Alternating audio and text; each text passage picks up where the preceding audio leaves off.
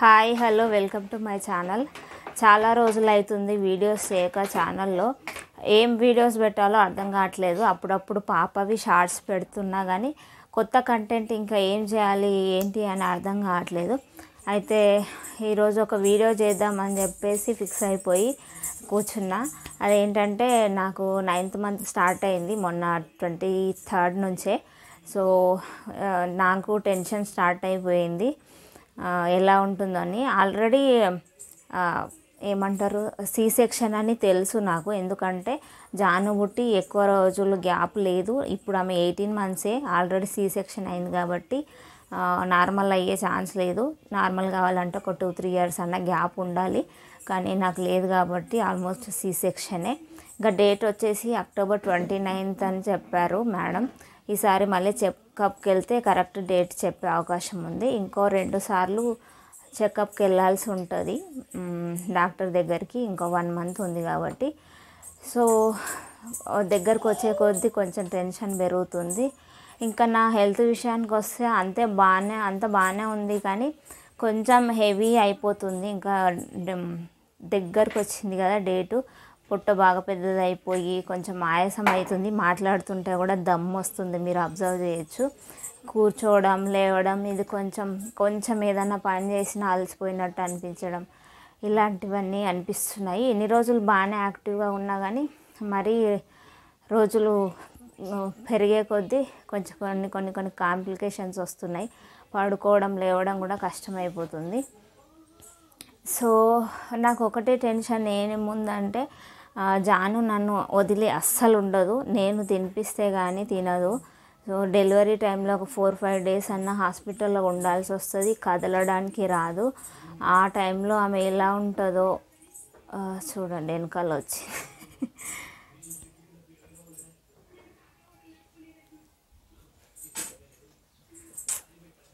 నీకు వెనక నుంచి దొరుకుతుందా ప్లేస్?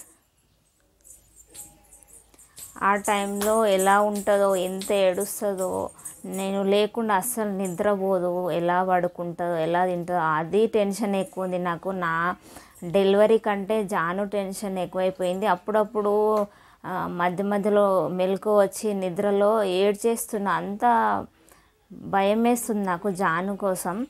ముందు ఫస్ట్ ప్రెగ్నెన్సీ అప్పుడేమో డెలివరీ కోసం భయపడేదాన్ని. ఆ పెయిన్ అవన్నీ తలుచుకొని నార్మల్ డెలివరీ అని అనుకున్నాం కదా, ఎలా ఉంటుందో అని చెప్పేసి చాలా టెన్షన్ పడేదాన్ని. ఇప్పుడేమో జాను కోసం టెన్షన్ ఎక్కువైపోయింది నాకు డెలివరీ కంటే.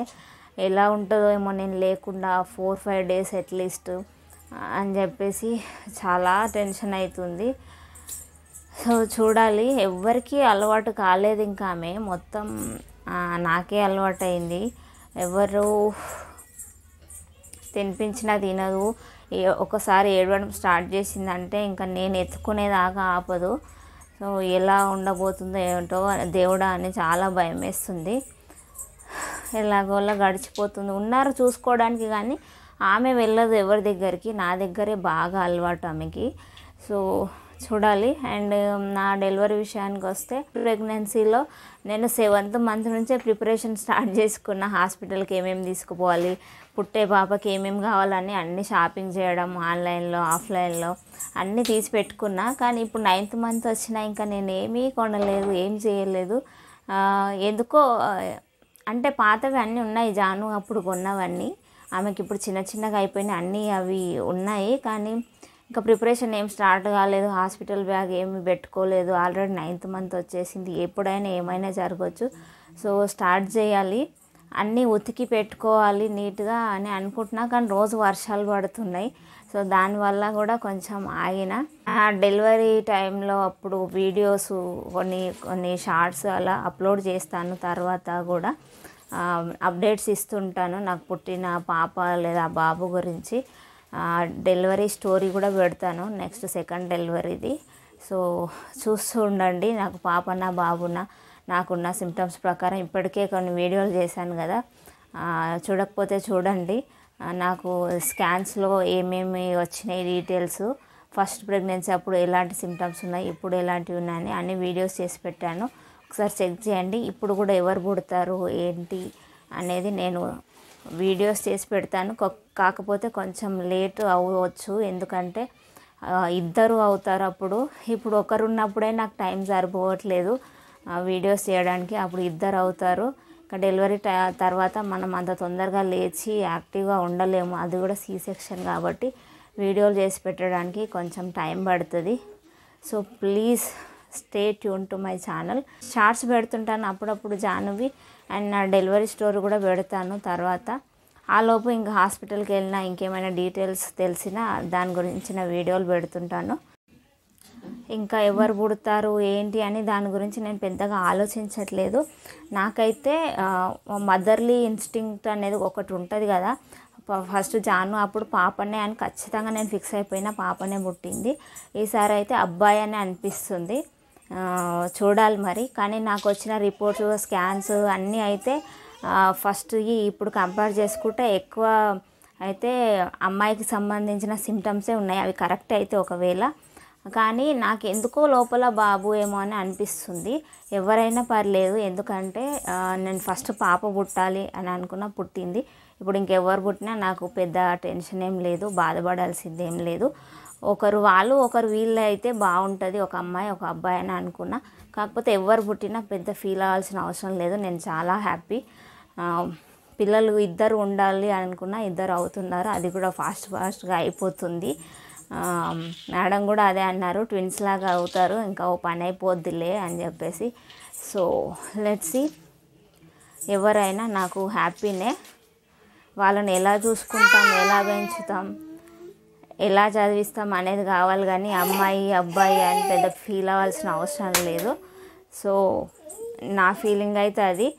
అయితే నా ఇన్స్టింక్ట్ కరెక్టా లేదా, నిజంగా మనకు తెలుస్తుందా, ప్రెగ్నెన్సీగా ఉన్న టైంలో అమ్మాయి అబ్బాయి అని మనకు నిజంగా తెలుస్తుందా లేదా అనేది నాకు ఈసారి పుట్టబోయే వాళ్ళని బట్టి అర్థం చేసుకోవచ్చు. ఎందుకంటే ఫస్ట్ టైం నాకు అప్పుడు అమ్మాయి అని ఫిక్స్ అయిపోయింది, నాకు తెలిసింది అనమాట ఎక్కడో.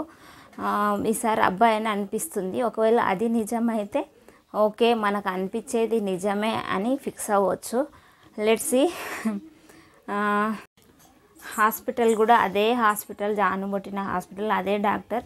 మాకు ఫస్ట్ అప్పుడు చాలా మంచిగా అనిపించింది. మేడం దగ్గరికి వెళ్ళినప్పుడు చాలా బాగా స్మూత్గా అయిపోయింది అంత డెలివరీ అంతా.